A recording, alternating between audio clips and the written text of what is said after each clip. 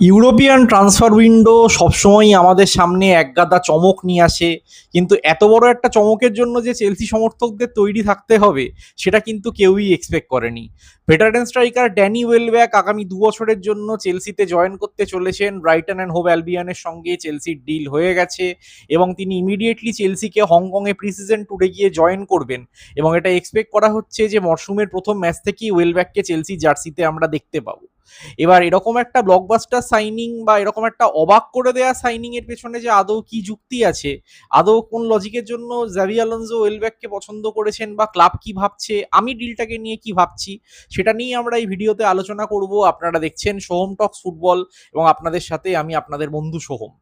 তো প্রথমত এই যে সাইনিংটা হলো, এই সাইনিংটা ব্লুকোর আন্ডারে হয়েছে, এটাই একটা অবাক করা বিষয়। কারণ বিগত কয়েক বছরে ব্লুকো যেভাবে একদমই একটা ইউথ ড্রিভেন পলিসিতে যাচ্ছিল, যে ইয়ং প্লেয়ার ছাড়া তারা সেরকম সাইনিং করতোই না।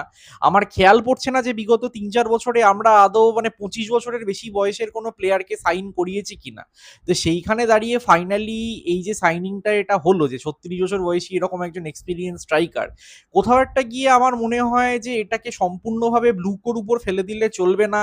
হয়তো জাবি আলোনসোকে সম্পূর্ণ সেই স্বাধীনতাটা দেওয়া হয়েছে, যেটা এর আগে বিগত কয়েক বছরে চেলসিতে যারা অন্যান্য ম্যানেজাররা থেকেছেন, সেটা মরিসিও পোচেত্তিনো বলুন, গ্রাহাম পটার বলুন, এনজো মারেস্কা বলুন, তারা সেই সিকিউরিটিটা পাননি যে নিজেদের প্রোফাইলের নিজেদের পছন্দ মতো প্লেয়ার তারা স্কাউট করতে পারবেন এবং ক্লাবকে তারা যদি বলেন তো ক্লাব সেই প্লেয়ারটাকে এনে দেওয়ার সম্পূর্ণভাবে চেষ্টা করবে। আমি আলোনসোর ক্ষেত্রে এই কথাটা কেন বলছি, কারণ বিগত কয়েক বছরে চেলসির ক্ষেত্রে যে জিনিসটা আমরা আরো বেশি মাত্রায় দেখতে পেয়েছি, যে মাঠের প্রত্যেকটা ডিপার্টমেন্টেই চেলসি একজন এক্সপিরিয়েন্স লিডারের অভাবে ভুগেছে। সেটা ডিফেন্স বলুন, মিডফিল্ড বলুন, ফরওয়ার্ড লাইন বলুন। তো সেখানে ওয়েলব্যাকের মতো একটা অ্যাডিশন, বা অ্যাটলিস্ট এই প্রোফাইল, মানে ওয়েলব্যাক বলে বলছি না, যে এই প্রোফাইলের একটা অ্যাডিশন, যিনি যথেষ্ট এক্সপিরিয়েন্স, যথেষ্ট সিনিয়র একজন প্লেয়ার, টপ লেভেল ক্লাব বা টপ লেভেল ফুটবলে বহু বছর ধরে খেলছেন, চাপের মোমেন্টে নিজেকে কি করে ঠান্ডা রাখতে হয় সেই জিনিসটা জানেন, এরকম প্রোফাইলের প্লেয়ার স্পেশালি আলোনসো হয়তো চেলসিতে কোচ হয়ে আসার পর আইডেন্টিফাই করছেন। তিনি অবভিয়াসলি তার টিমটাকে ইউথের উপর বেস করেই বানাবেন, বাট তিনি এটাও জানেন যে ইউথের পাশাপাশি যদি আমি সিমিলার ওয়েতে কিছু এক্সপিরিয়েন্স প্লেয়ার দিয়ে বিষয়টাকে আর কি সাইজ না করতে পারি, তাহলে কখনোই ডিজায়ার্ড রেজাল্টটা পাওয়া সম্ভব না। ঠিক যেমন আমরা এবারে ওয়ার্ল্ড কাপে একটা স্পেনের ক্ষেত্রেও দেখলাম যে 19 বছর বয়সী পাউ কুবার্সি সেন্ট্রাল ডিফেন্সে খেললেন, বাট তার পাশে একটা এমডি লাপোর্টের মতো এক্সপিরিয়েন্স ডিফেন্ডার কিন্তু ছিলেন, যিনি কিন্তু প্রয়োজনে কুবার্সিকে ঠিকঠাকভাবে গাইডও করতে পেরেছেন যে কখন কোন পদক্ষেপটা নেওয়া উচিত। আর তাই জন্যই স্পেনের ডিফেন্সটা এবার ওয়ার্ল্ড কাপে এরকম দুর্ভেদ্য হয়ে উঠলো। তো আপনাদের টিমে ডেফিনেটলি সবসময় একটা এরকম টাইপের এক্সপিরিয়েন্স প্লেয়ারের খুব প্রয়োজন। জাবিও নিশ্চয়ই কোচ হওয়ার আগে এই জিনিসটাকে আইডেন্টিফাই করেছেন যে চেলসি একটা এরকম মানে কিছু সিনিয়র প্লেয়ারের অভাবে আর কি সাফার করছে, ক্রান জায়গাতে গিয়ে নাট ধরে রাখতে পারছে না, জেতা পরিস্থিতি থেকে ম্যাচ হেরে যাচ্ছে। তো সেখানে এই টাইপের প্লেয়াররা থাকলে মাঠের মধ্যে একটা লিডিং পার্সোনালিটি সবসময় দেখা যায়। কারণ ফুটবলের ক্ষেত্রে অলওয়েজ এই কথাটা বলা হয় যে যার হাতে আর্মব্যান্ড আছে সে ক্যাপ্টেন, ডেফিনেটলি সে he will be leading from the front. But তার পাশাপাশিও যদি প্রত্যেকটা ডিপার্টমেন্টে একটা ক্যাপ্টেন থাকে, একটা প্রপার লিডারশিপ গ্রুপ থাকে, যেটা আমরা ছোটবেলা থেকে যখন চেলসির খেলা দেখে বড় হয়েছি, আমরা সেরকম 4-5 জন এরকম সিনিয়র প্লেয়ারকে দেখেছি যারা দায়িত্ব নিতেন, যাদের কথা আর কি ইয়ং প্লেয়াররা মেনে চলতো। তাই জন্যই চেলসি একটা ওরকম সাকসেসফুল ইনস্টিটিউশন হয়ে দেখা দিয়েছিল। তো সেই জিনিসটাই তিনি হয়তো আবার আনতে চাইছেন। আর দ্বিতীয় যে বিষয়টার জন্য আমার মনে হয় যে এই সাইনিংটা আলোনসো চেয়েছেন, সেটা হচ্ছে ওয়েলব্যাকের যে প্রোফাইলটা, যে আজকে কোনো না কোনো পরিস্থিতি গোটা বছরে আসবেই যখন আপনাকে সমস্ত ফরমেশন, আপনি যে পদ্ধতিতে টিমকে খেলাতে চান, সেই সবকিছু জানলা দিয়ে ছুঁড়ে ফেলে দিতে হবে। মানে আমি যেটা বলতে চাইছি, লেটসে 85th মিনিটে খেলা হচ্ছে, আপনার টিম 1 গোলে হারছে বা 1-1 ড্র চলছে, আপনাকে ম্যাচটা জিততে হবে বা পয়েন্ট বাঁচাতে হবে। তো সেখানে দাঁড়িয়ে আপনি নির্দিষ্ট যে ট্যাকটিক্স বা ফরমেশনে যে পদ্ধতিতে আপনার টিমকে খেলাতে চান, সেটা টিকি টাকা হতে পারে, সেটা হাই প্রেসিং হতে পারে, বা সেটা যাই হতে পারে, সবসময় হয়তো সেই পদ্ধতিতে রেজাল্ট নাও আসতে পারে। অপোনেন্টের ডিফেন্স, অপোনেন্ট একটা খুব সুন্দর অ্যাস্টিউট টাইপের লো ব্লক ফর্ম করে আপনাকে ফ্রাস্ট্রেট করতে পারে, যেখানে আপনি না উইং দিয়ে না মিডল করিডোর কোনো জায়গা দিয়েই কোনো জায়গা পাবেন না আর কি মাছি গলানোর। তো তখন সেখানে দাঁড়িয়ে আপনাকে সেই পুরনো ক্রস অ্যান্ড হোপের পদ্ধতিতেই ফিরতে হবে। অর্থাৎ বক্সে গাদা গাদা করে বল তোলো, লম্বা প্লেয়ারদেরকে নামিয়ে দাও এবং এক্সপেক্ট করো যে তারা হেড করে আর কি একটা গোল করে দিয়ে চলে যাবে তাদের এরিয়াল প্রেজেন্সটাকে কাজে লাগিয়ে। বিগত কয়েক বছরে চেলসির ক্ষেত্রে এই জিনিসটাও দেখা গেছে যে তারা এরিয়াল প্রেজেন্সটা কিন্তু সত্যি কথা বলতে গেলে ল্যাক করেছে।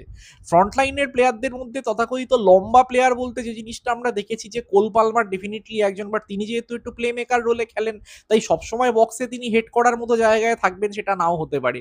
আর সেখানে যে ধরনের ফ্রন্ট লাইনের প্লেয়ারদেরকে আমরা আর কি ট্রাই আউট করার চেষ্টা করেছি, আমাদের সেন্ট্রাল ডিফেন্স থেকেও মানে একমাত্র ট্রেভার চালোবা বাদ দিয়ে কনসিস্টেন্টলি ওই ডিফেন্স থেকে গিয়ে গোল করা এরকম টাইপের অপশন আমাদের এখন সত্যিই নেই, যেটা আগেকার দিনে আমরা একটা কনসিস্টেন্ট বেসে চেলসি ডিফেন্ডারদের করতে দেখেছি। জন টেরি থেকে শুরু করে, ইভানোভিচ থেকে শুরু করে, অ্যাসপিলিকুয়েতা, গ্যারি কেহিল, ডেভিড লুইস, সেই জিনিসটা ডেফিনেটলি এখন এসে আমরা কিছুটা ল্যাক করি। তো কোথাও না কোথাও গিয়ে এখনকার ফুটবলে যখন আমরা দেখতে পাই যে একটা আর্সেনাল মানে একটা টাইমে বেসিক্যালি কর্নার এবং সেট পিসের স্ট্র্যাটেজির উপর ভর করেই আর কি অধিকাংশ ম্যাচ বার করে নিল এবং তারা প্রিমিয়ার লিগ চ্যাম্পিয়ন হয়ে গেল। তো সেখানে তো আপনি এই এরিয়াল প্রেজেন্সের বিষয়টাকে অবহেলা করতে পারবেন না।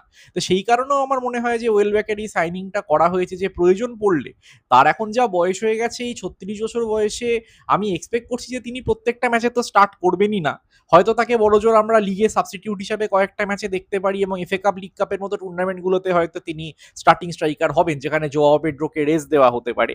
তো সেখানে দাঁড়িয়ে আর কি তার সেই এরিয়াল প্রেজেন্সটাকে ইউজ করে, এবং ওয়েলব্যাকের যেরকম একটা ন্যাক আছে, প্রোফাইলটা সেই অনেকটা অলিভিয়ের জিরুডের মতো। অলিভিয়ের জিরুড যখন চেলসিতে ছিলেন আমরা যে জিনিসটা দেখেছি, যখনই তাকে বেঞ্চ থেকে কল আপ করা হতো 5 মিনিটের জন্য, 10 মিনিটের জন্য, অধিকাংশ টাইমেই কিন্তু তিনি গোল করে তার সেই কল আপের মর্যাদাটা দিতেন। ওয়েলব্যাকও নিজেকে বিগত কয়েক বছরে এরকমই একটা সুপার সাব হিসাবে এস্টাবলিশ করেছেন, যিনি যে কোনো মুহূর্তে বেঞ্চ থেকে নেমে আর কি ম্যাচের রং পাল্টে দিতে পারেন। এমনিতে ওয়েলব্যাকের ওভারঅল আমি যদি তার ঐতিহাসিকভাবে তার সমস্ত কেরিয়ারটাকে অ্যানালিসিস করি, তো তিনি যখন ইউনাইটেডে খেলতেন বা আর্সেনালে খেলতেন আমি ওনার খেলার খুব একটা ভক্ত ছিলাম না, কারণ ওই টাইমটায় যখন আরো রেগুলার বেসিসে খেলাটাকে ফলো করার মতো টাইম থাকতো তখন আমি দেখেছি যে বহু ম্যাচে তাকে ভরসা করে স্যার অ্যালেক্স ফার্গুসন স্টার্ট করিয়েছেন বা আর্সেন ওয়েঙ্গার স্টার্ট করিয়েছেন, বাট তিনি ক্রুশাল টাইমে গিয়ে তার নার্ভ ফেল করতো, হাঁটু কেঁপে যেত, 1-on-1 মিস করেছেন, ওপেন নেট মিস করেছেন, এবং মূলত তার ল্যাকলাস্টার ফিনিশিং এর জন্যই অনেক এরকম ম্যাচ হয়েছে যেগুলো ইউনাইটেডকে বা আর্সেনালকে আর কি হারতে হয়েছে বা তারা ট্রফি জেতেনি। তো সেখানে দাঁড়িয়ে আমার বারবার মনে হতো যে প্লেয়ারটার মধ্যে খেলা তো ডেফিনেটলি আছে, কারণ তা না হলে অ্যালেক্স ফার্গুসনও তাকে এতটা অপরচুনিটি দিতেন না, আর্সেন ওয়েঙ্গারও তাকে এতটা অপরচুনিটি দিতেন না। এই দুজন কোচ তো অন্ততপক্ষে যে পর্যায়ের কিংবদন্তি ম্যানেজার, তারা তো প্লেয়ারটার মধ্যে কিছু আইডেন্টিফাই করেছেন বলেই তাদেরকে সাইন করিয়েছেন বা তাকে চান্স দিয়েছেন। হয়তো ওয়েলব্যাক সেটা সেভাবে আর কি মর্যাদা দিতে পারেননি। এবার ব্যাপারটা হচ্ছে তা বাদে যখন তিনি ব্রাইটনে গেলেন তখন থেকে আস্তে আস্তে আমি খেয়াল করলাম যে তার খেলার মধ্যে একটা অদ্ভুত সিরিয়াসনেস এলো, তিনি অনেক বেশি মানে ধারাবাহিক হয়ে উঠলেন আর কি, এবং রীতিমতো তিনি মানে কি একটা লিডারশিপ অ্যাবিলিটি যেটা আমি চেলসিতে তিনি করবেন বলে এক্সপেক্ট করছি সেটা ব্রাইটনকেও তিনি সেই সময় দিয়েছেন। একজন আদর্শ টার্গেট ম্যান হিসাবে বল হোল্ড করা, লিঙ্ক আপ করা উইঙ্গারদের সঙ্গে, ডিফেন্ডারদেরকে ব্যস্ত রাখা, সেই সমস্ত কাজগুলো করে আর নিজের টাইমে নিজের ফিনিশিংগুলো করে দলকে আর কি ক্রুশাল মোমেন্টে ম্যাচ জিতিয়ে তিনি কিন্তু প্রমাণ করেছেন যে এক্সপিরিয়েন্স পেয়ে বা আরেকটু সময়ের পর গিয়ে তিনি ফাইনালি হয়তো বেশ কিছুটা তার সেই অ্যাবিলিটিটাকে প্রমাণ করে দেখিয়েছেন দুনিয়ার সামনে, যে অ্যাবিলিটির উপর একটা ফার্গুসন কিংবা ওয়েঙ্গারের মতো কিংবদন্তি ম্যানেজার আর কি ভরসা করেছিলেন। স্পেশালি গত বছরটা তো ওয়েলব্যাকের খুবই ভালো গেছে, 13টা গোল, একটা অ্যাসিস্ট প্রিমিয়ার লিগে।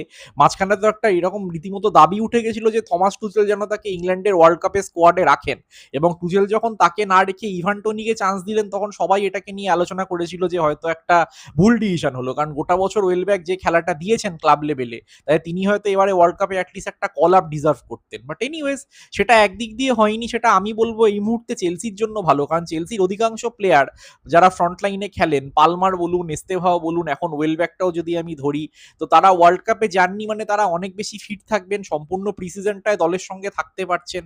তো এনারা মিলে আর কি যে ওভারঅল সিজনের প্রথম থেকেই মুখিয়ে থাকবেন নিজেদেরকে প্রমাণ করার জন্য, এবং অনেক বেশি রিফ্রেশড হয়েতে সিজনটা স্টার্ট করবেন as compare to other club যাদের প্লেয়াররা প্রিমিয়ার লিগে লং টার্ম আর কি ইনভলভ থেকেছে। সেটা আমার মনে হয় চেলসিকেই আর কি প্রথম থেকে একটা অ্যাডভান্টেজ দিতে পারে। তো এটা চেলসির জন্য একটা বীভৎস বড় ব্যাপার, এবং এটা শুধুমাত্র চেলসির ক্ষেত্রে ওয়েলব্যাক বলে বলবো না, প্রত্যেকটা ডিপার্টমেন্টেই চেলসি যে টাইপের সাইনিংগুলোকে দেখার চেষ্টা করছে। ওয়েলব্যাকের পরে যেটা শোনা যাচ্ছে যে মিডফিল্ডারটা জর্ডান হেন্ডারসনের সাইনিংটাও অলমোস্ট নাকি ডান। সেটা নিয়ে অন্য সময় একটা কোনো ভিডিও করব অফিসিয়াল হওয়ার পর। এছাড়াও ডিফেন্সে চেলসি জন স্টোনসকে নেওয়ার চেষ্টা করছিল, আনফরচুনেটলি যেটা হলো না, স্টোনস ইন্টারে যাচ্ছেন।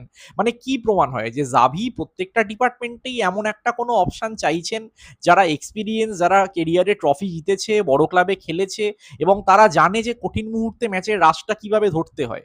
মানে আপনি সিচুয়েশনটা এক্সপেক্ট করুন যে লেটসে 70 মিনিটে চেলসি 2-0 এগিয়ে আছে, 1-0 এগিয়ে আছে।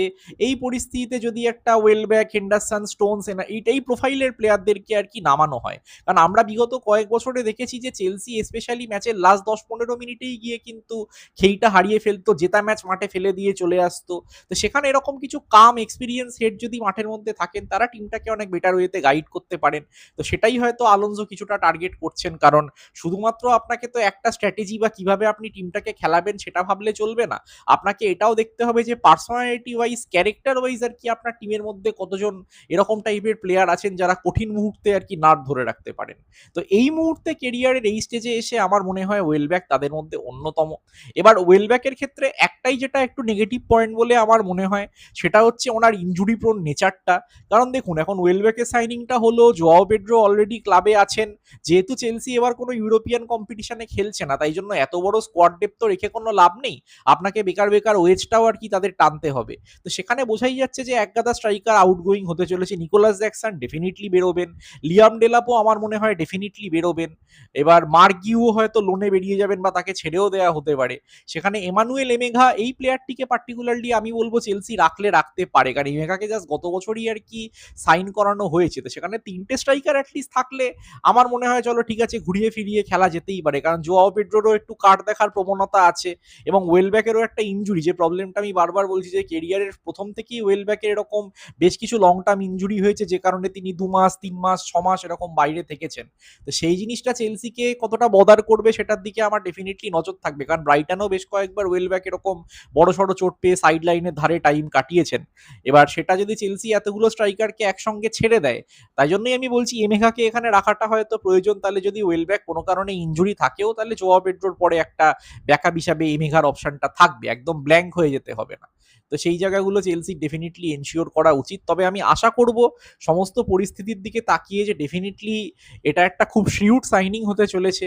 ওয়েলব্যাকের স্পেশালি চেলসির এগেনস্টেই গোল করার যেরকম ন্যাক থেকেছে চিরকাল, আমি তো ভাই অত্যন্ত আনন্দিত যে অন্ততপক্ষে আমাদের একটা পুরনো নেমেসিস এবছর আমাদের হয়েই খেলবে।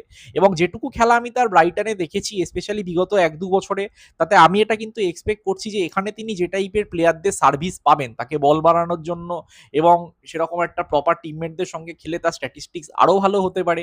এবং আমি আশা করবো যে তিনি জাভি আলোনসো এবং চেলসির বোর্ডের আর কি এই যে মানে ভরসাটা তার উপর তারা করলো যে এরকম একটা বয়স্ক সাইনিং, কারণ চেলসিতে বিগত কয়েক বছরে এরকম মানে এত এজের তো বাদ দিন, মানে 25-এর উপরেই প্লেয়ার সাইন করাচ্ছে না। তো সেখানে দাঁড়িয়ে একটা ড্যানি ওয়েলব্যাক বা এরপর জর্ডান হেন্ডারসন, মানে কতটা তারা কোচের উপর ভরসা করছে, বা এখন আস্তে আস্তে তারা বুঝতে পারছে যে আপনার স্কোয়াডে একটা এক্সপিরিয়েন্সও দরকার, সেটার মর্যাদা তো ডেফিনেটলি দিতেই হবে। তো সেখানে দাঁড়িয়ে ওয়েলব্যাক আশা করবো নিজেকে সম্পূর্ণভাবে প্রমাণ করবেন। তো আমার জন্য তো এটা একটা অ্যাবসোলুটলি ব্লকবাস্টার সাইনিং, এমন একটা সাইনিং যেটা হয়তো সত্যি চেলসির দরকার ছিল, আমরা আইডেন্টিফাই করতে পারছিলাম না।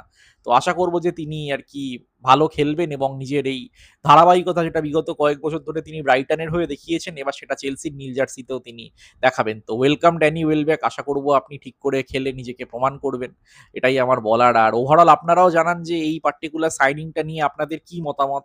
আপনারা কি চেলসির এই যে রিসেন্ট এক্সপিরিয়েন্স প্লেয়ার কেনার একটা ধুম পড়েছে এটাকে সাপোর্ট করছেন, নাকি আপনাদের মনে হয় যে এর থেকে কোনো একটা ইয়ং প্লেয়ারের দিকেই যাওয়াটা হয়তো বেটার হতো? কমেন্টে অবশ্যই জানাবেন আপনাদের মতামত যে এই সাইনিংটা নিয়ে আপনারা কি ভাবছেন। আপনারা দেখছিলেন সোহম টক্স ফুটবল, যেখানে ফুটবলটাকে শুধু দেখা হয় না, ফুটবলটাকে বাঁচা হয়। Like, share and subscribe, notification বেলটা অন করে নেবেন এবং আপনাদের সঙ্গে আমার আবার দেখা হবে পরবর্তী ভিডিওতে। Till then take care of yourself people, সবাই ভালো থাকবেন। সুপ্রভাত, শুভরাত্রি, সুপ্রভাত বলছি, অ্যান্ড পিস।